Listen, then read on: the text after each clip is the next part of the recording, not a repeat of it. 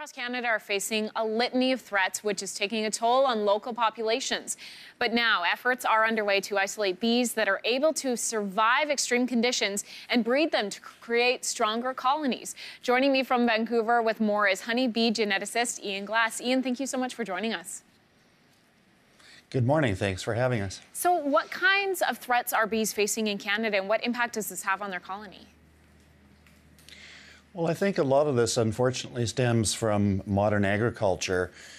In our grandfather's time, if you had honeybees, 98% of your income was from honey.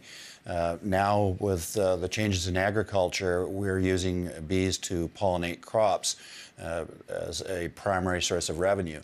And that's come about because of both the modern agriculture and effects of what we've done to our environment, where we have changed things so that the climate is not as what it used to be for the bees. So we're having to now mitigate from all of the spread of diseases with the bees being trucked around the place, et cetera. Ian, how do you actually do a breeding program for bees? How does that work?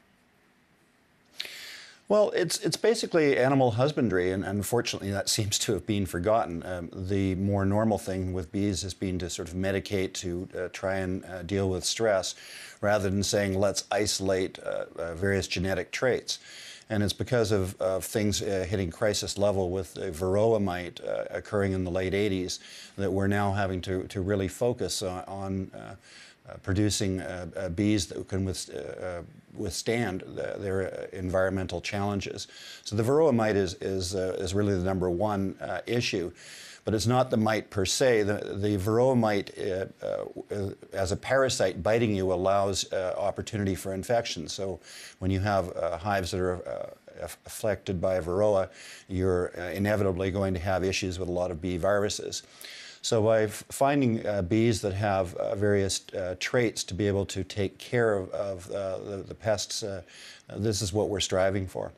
Ian, how long will it take for the traits that you're trying to isolate to become the norm within the hives that you are working with?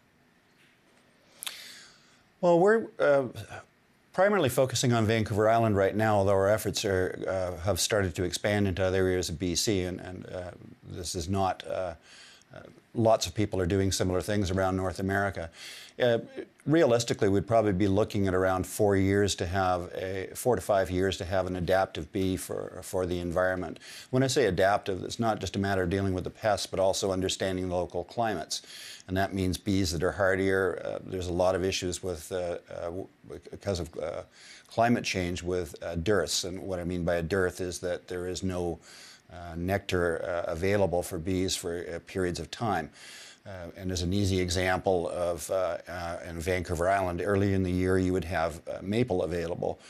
Then there would be a gap. Then you would have blackberry nectar available. Then there's people take their bees up into the fireweed. So we need bees that can get on whatever is there very quickly, get it into the hive, and think of the idea that you have feed available for a few days of the month, and do your absolutely best job to get that into the hive and weather through.